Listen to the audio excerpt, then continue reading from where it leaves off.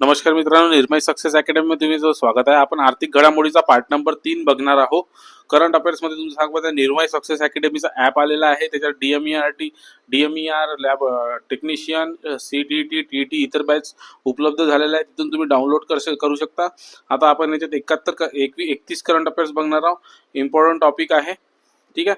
पहिलं current affairs बघा, आर्थिक निर्देशांक नवीन आणि आधीचे वर्ष. याच्यामध्ये औद्योगिक उत्पादन निर्देशांक IIP नवीन वर्ष कधी होती 2022-23 आणि आधीचे वर्ष 2011-12. सकल देशांतर्गत उत्पादन बघा, GDP नवीन वर्ष 2022-23, आधीचे वर्ष 2011-12. ग्राहक किंमत निर्देशांक बघा, आधीचे नवीन वर्ष 2024 आणि आधीचे 2012. हे 2022-23 आहे ना, नवीन वर्ष 2024 आहे. हे बदल अर्थव्यवस्थेतील बदलाचे अधिक अचूक मापन करण्यासाठी केले जाते. हे लक्षात ठेवा. घटक पहा, नवीन वर्ष पहा आणि आधीचे वर्ष पहा. याच्यामध्ये औद्योगिक उत्पादन निर्देशांक नवीन वर्ष काय 2022-23, आधीचे वर्ष काय 11-12. GDP सकल देशांतर्गत उत्पन्न नवीन वर्ष काय 2022-23, आधीचे वर्ष 11-12. ग्राहक किंमत निर्देशांक CPI नवीन वर्ष काय 2024, आधीचे वर्ष काय 2012. हे लक्षात ठेवा, हे विचारते नवीन वर्ष. ठीक आहे. याची समिती आपण बघितली होती आधीच्या रेकॉर्डिंग मध्ये, पार्ट नंबर 2 मध्ये. ते युट्यूबवर लेक्चर अवेलेबल आहे, तुम्ही बघून घ्या. गुजरात अव्वल निर्यातदार राज्य ठरलेले आहे.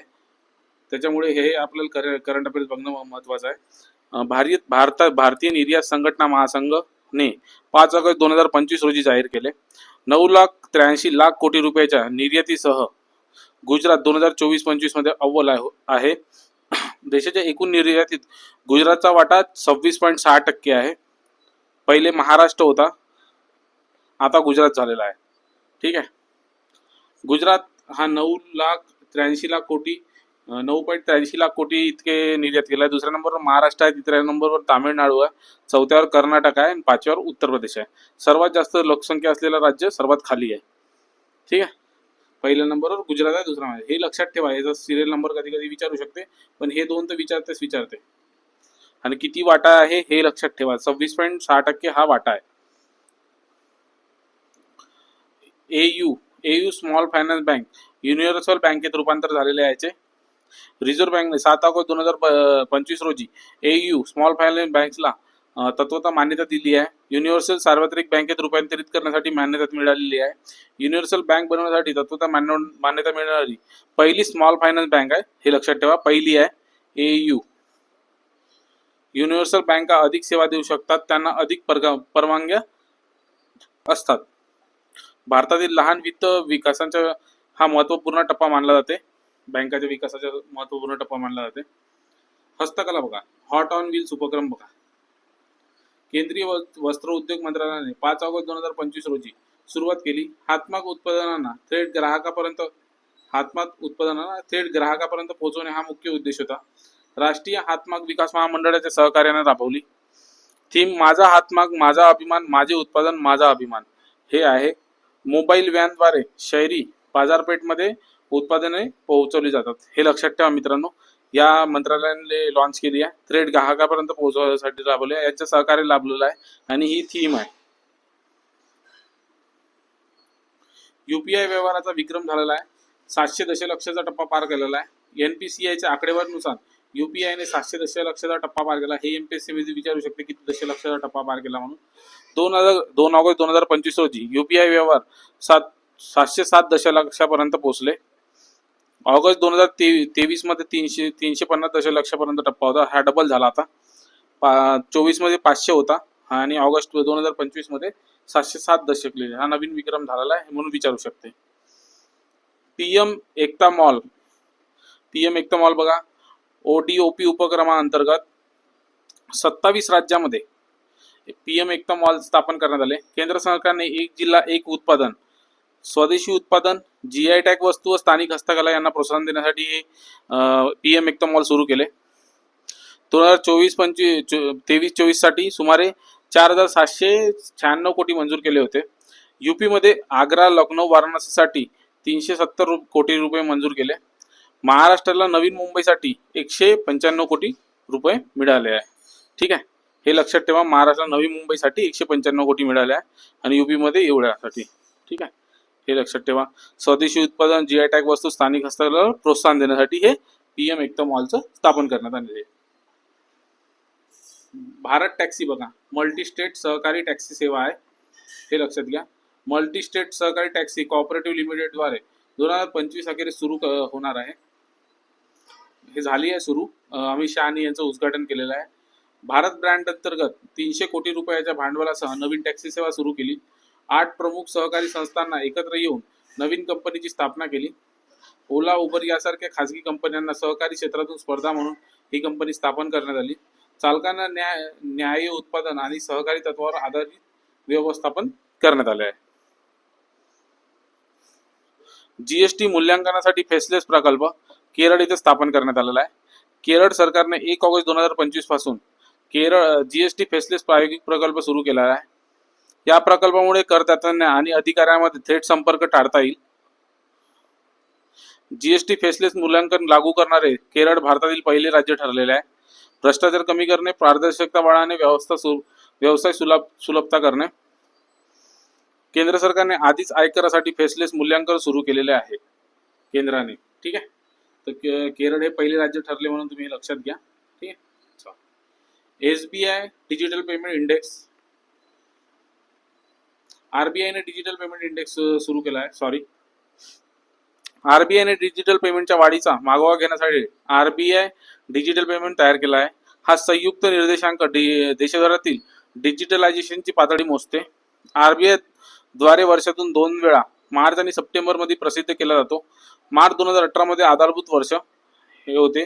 मार्च 2025 मध्ये हा निर्देशांक 493.22 इतके पोहोचलेला आहे. हे लक्षात ठेवा, हा इंडेक्स लक्षात ठेवा. यावेळेस इतका आहे हा विचारू शकते इकॉनॉमिक्स मध्ये. भारतातील पहिला स्किल इम्पॅक्ट बॉन्ड, राष्ट्रीय कौशल्य विकास महामंडळाने पहिला स्किल इम्पॅक्ट बॉन्ड सुरू केलेला आहे. उद्देश 50,000 तरुणांना, विशेषतः महिलांना कौशल्य प्रशिक्षण देणे हा याचा उद्देश आहे. हा जगभरातील सर्वात मोठा कौशल्य विकास बॉन्ड आहे. ब्रिटिश सरकार आणि एशियन डेव्हलपमेंट बँक यांचेही समर्थन आहे. स्किल इम्पॅक्ट बॉन्ड हे परिणाम आधारित वित्त पुरवठा साधन आहे. ठीक आहे, हे लक्षात ठेवा. पहिला स्किल इम्पॅक्ट बॉन्ड सुरू केलेला आहे. त्याचा उद्देश बघा, 50,000 तरुणांना, विशेष महिलांना कौशल्य प्रदान करणे. जगातील सर्वात मोठा विकास बॉन्ड आहे. ब्रिटिश सरकार आणि एशियन डेव्हलपमेंट यांचे समर्थन आहे. सक्षम निवेश मोहीम हे लॉन्च केलेली आहे. गुंतवणूकदार शिक्षण आणि संरक्षण निधी प्राधिकरणाने सक्षम निवेश मोहीम सुरू केलेली आहे. ही 28 जुलै ते 6 नोव्हेंबर 2025 रोजी 100 दिवसाची राष्ट्रीय मोहीम आहे. उद्देश आहे भागधारकांना कंपन्याकडे जमा दाव्या न केलेले लाभांश जागरूक करणे, म्हणजे जे जमा होते त्याच्याबद्दल जागरूक करणार आहे. लाखो गुंतवणूकदारांचे ज्यानं दावा नाही केलेला आहे त्याचे पैसे परत मिळवण्यात येतील याच्यामध्ये, हे लक्षात ठेवा. उद्देशाचा काय आहे, भागधारकांचे कंपन्याकडे त्यांचे भाग आहे, त्यांनी जे दावा नाही केला आहे याच्याबद्दल त्यांना जागरूक करणार आहे आणि त्यांना पैसे वापस देणार आहे. विदर्भातील पहिला एकात्मिक पोलाद प्रकल्प बघा, गडचिरोली जिल्ह्यातील कोनसरी येथे LMEL हा पोलाद प्रकल्प 4.5 दशलक्ष टन आहे. भूमिपूजन कोणी केले, आपले मुख्यमंत्री देवेंद्र फडणवीस यांनी केले 22 जुलै 2025 रोजी. हा विदर्भातील पहिला एकात्मिक पोलाद प्रकल्प आहे. हेद्री येथे LMEL 5 दशलक्ष MNTPA लोकनच ग्राइंडिंग प्लांटचे उद्घाटन केले. गडचिरोली हा नक्षल प्रभावित भाग असल्याने हे विशेष महत्व आहे. आता आपण 13वा करंट अफेअर्स बघू. खान, 3 खाणींना 7 स्टार रेटिंग दर्जा मिळाला आहे. खान मंत्रालयाने 7 जुलै 2025 रोजी 3 खाणींना स्टार रेटिंग दर्जा दिलेला आहे. स्टार रेटिंग योजनेअंतर्गत 7 स्टार हा सर्वोच्च सन्मान आहे. नौकरी चुनखडी खान अल्ट्राटेक, नौकारी चुनखडी खान अल्ट्राटेक सिमेंट, नोवामुंडी लोहखनिज खान टाटा स्टील, कम्मथूर खान संदूर मॅग्नीज अँड लोहखनिज लिमिटेड इथं आहे. ठीक आहे, यांना 7 स्टार रेटिंग मिळालेले आहे. हा 3 खाली लक्षात ठेवा तुम्ही, हा विचारू शकते. देशातील पहिले राष्ट्रीय सहकारी विद्यापीठ कुठे आहे हे बघा. अमित शहा यांच्या हस्ते 5 जुलै 2025 रोजी आनंद गुजरात येथे भूमिपूजन झाले. नाव काय त्याचं, त्रिभुवन सहकारी विद्यापीठ हे आहे. तिसरा पॉईंट बघा, भारताच्या सहकारी क्षेत्राला बळकटी देणे हा त्याचं उद्दिष्ट आहे. चौथा बघा, सहकार व्यवस्थापन आणि संबंधित क्षेत्रामध्ये उच्च शिक्षण देणार आहे हे विद्यापीठ. ठीक आहे. SBI चे नवीन ग्लोबल ट्रेड फायनान्स सेंटर बघा. SBI ने कोलकाता आणि हैदराबाद शहरात 2 नवीन ट्रेड फायनान्शियल सेंटरचे उद्घाटन केले आहे. AI, मशीन लर्निंग, ब्लॉकचेन प्रगत तंत्रज्ञानाची अंमलबजावणी इथे होणार आहे. आयात निर्यात प्रक्रियेमध्ये आधुनिकीकरण करण्याचे उद्दिष्ट आहे. या केंद्रामुळे व्यापारी कागदपत्रे जलद गतीने प्रक्रिया होणार आहे. सागरमाला बघा. Sagarmala financial corporation of limited Sarbananda Sonowal यांनी 26 जून 2025 रोजी याचे उद्घाटन केले. सागरी क्षेत्रातील भारतातील पहिली बिगर बँकिंग वित्तीय कंपनी ही आहे. पूर्वी सागरमाला डेव्हलपमेंट कंपनी लिमिटेड म्हणून ओळखली जात होती. आता याचं नाव चेंज केलं. SMFCL बंदरे, जहाजबांधणी, लॉजिस्टिक्स क्षेत्रात हे वित्त पुरवठा करणार, पैसा पुरवणार आहे याला. त्याच्यामुळे हे पहिली बिगर वित्तीय बँकिंग कंपनी ठरली आहे. विचारू शकतात हा सागरी क्षेत्रातील आहे. ठीक आहे. सोने बघा. सोने दुसऱ्या क्रमांकाची सर्वात मोठी राखीव मालमत्ता आहे. ESB ने 11 जून 2025 रोजी जाहीर केले. सोने युरोला मागे टाकून दुसऱ्या स्थानी पोहोचले आहे. डॉलर नंतर सोने जगातील दुसरी सर्वात मोठी राखीव मालमत्ता बनलेली आहे. डॉलर 47% आहे, सोने 19% आहे, युरो 16% आहे, तिसऱ्या स्थानी आहे. हे लक्षात ठेवा मित्रांनो. हे विचारू शकते कोणत्या स्थानी आहे म्हणून. जेंडर बजेटिंग बघा. जेंडर बजेटिंग नॉलेज हब केंद्र सरकारने 19 जून 2025 रोजी जेंडर बजेटिंग नॉलेज हब सुरू केले. लिंग प्रतिसादात्मक नियोजनात मजबूत करण्यासाठी समर्पित डिजिटल प्लॅटफॉर्म. महिला आणि बाल विकास मंत्रालयाने हा उपक्रम सुरू केला मित्रांनो. समर्पित डिजिटल प्लॅटफॉर्म लिंग प्रतिसादात्मक नियोजन मजबूत करण्यासाठी हे केलं आहे मित्रांनो. महिलांसाठी तरतुदीचे अधिक चांगले विश्लेषण आणि नियोजन शक्य होणार आहे याच्यामध्ये. विजयवाडा येथे RBI चे प्रादेशिक कार्यालय सुरू झाले. RBI ने आंध्र प्रदेश क्षेत्रीय कार्यालय विजयवाडा येथे स्थलांतरित करण्याची घोषणा केली. डेप्युटी गव्हर्नर टी रविशंकर यांनी हे याचे उद्घाटन केले. आंध्र प्रदेशचे विभाजन झाल्यानंतर हा महत्त्वाचा बदल आहे. ठीक आहे मित्रांनो. FSDC ची 29वी बैठक, आर्थिक स्थिरता आणि विकास. निर्मला सीतारामन यांनी 10 जून FSDC ची 29वी बैठक अध्यक्षपद भूषवले. FSDC ची स्थापना 2010 मध्ये वित्त मंत्रालयाअंतर्गत झाली. रघुराम राजन समितीने FSDC ची शिफारस केली होती. केंद्रीय वित्त मंत्री या परिषदेचे अध्यक्ष असतात. FSDC हे भारतातील वित्तीय स्थिरता आणि समन्वयासाठी कार्य करते. हे लक्षात ठेवा मित्रांनो. दारिद्र्य रेषेत बदल केलेले आहे.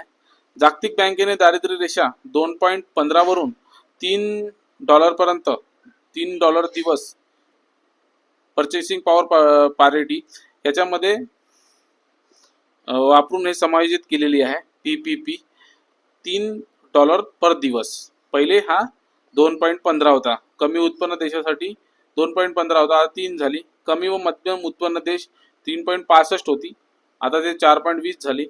उच्च मध्यम उत्पन्न देश 6.85 होती, आता 8.30 झाली. हे लक्षात ठेवा मित्रांनो. हे आपल्याला विचारतेस MPSC मध्ये. VSBL ला अनुसूचित बँकेचा दर्जा मिळाला आहे. RBI ने 12 जून 2025 रोजी विश्वेश्वर सहकारी लिमिटेडचा दर्जा दिला आहे. RBI कायदा 1934 च्या कलम 42(6)A अंतर्गत अनुसूचित बँकेचा दर्जा प्रदान केलेला आहे. भारतातील 50वी आणि पुण्यातील 3री सहकारी बँक बनलेली आहे. अनुसूचित बँकांना RBI कडून अधिक सुविधा मिळतात. Green municipal bond Pimpri Chinchwad.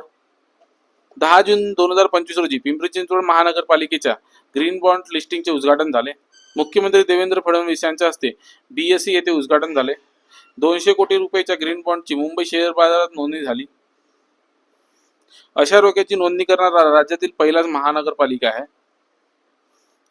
IICA Shillong येथे प्रादेशिक कॅम्पस केले आहे.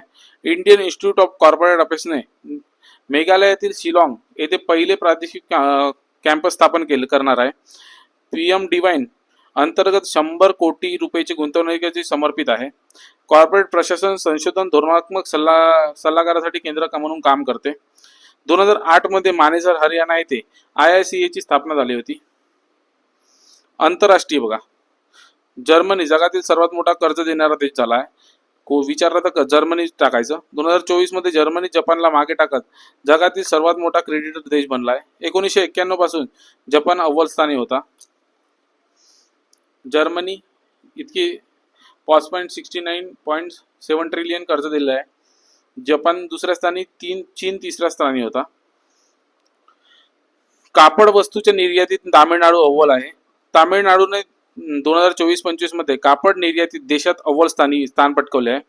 भारताच्या 36.61 अब्ज डॉलर पैकी तामिळनाडूचा वाटा 7.99 अब्ज डॉलर इतका आहे, 26.81 इतका आहे. तामिळनाडू पहिल्या क्रमांकावर आहे, दुसरा गुजरात आहे, तिसरा महाराष्ट्र आहे, चौथा उत्तर प्रदेश, पाचवा कर्नाटक आहे. सुदानमध्ये सर्वाधिक कर्ज जीडीपीचे गुणोत्तर. IMF नुसार जगातील सर्वाधिक कर्ज 2027 पर्यंत जीडीपीच्या 171% पेक्षा जास्त आहे. सुदानमध्ये कर्ज जीडीपी गुणोत्तर जगातील सर्वाधिक 252% आहे.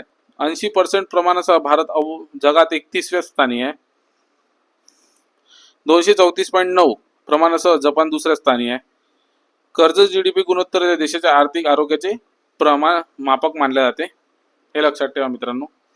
देशातील पहिले गोल्ड मेल्टिंग ATM हैदराबाद येथे स्थापन झाले.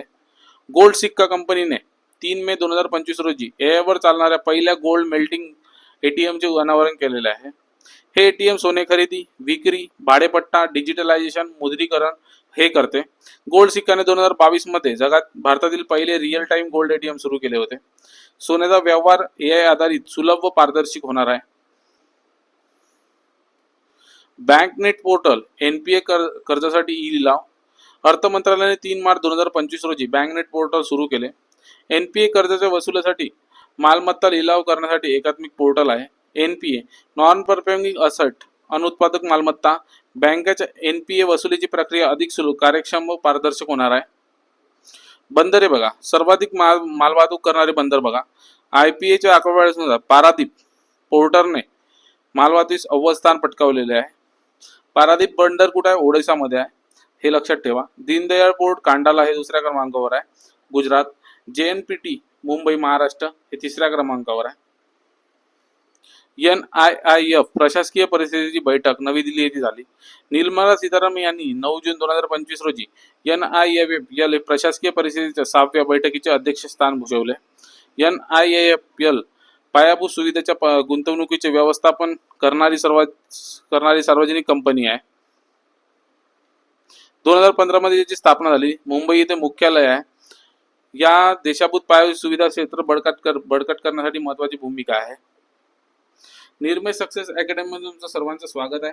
DMER मध्ये लॅब टेक्निशियन ची बॅच हे झाली आहे. आरोग्य भरतीच्या बॅचेस आपण लॉन्च करणार आहोत. लॅबोरेटरी असिस्टंट, प्रयोगशाळा, CTET, TET, MPSC हे बॅचेस लॉन्च झाले. त्याच्यावर स्कॅन करा, तुम्ही निर्मय सक्सेस अकॅडमीच्या ॲपवर पोहोचता आणि काही प्रॉब्लेम आला मला कॉल करा.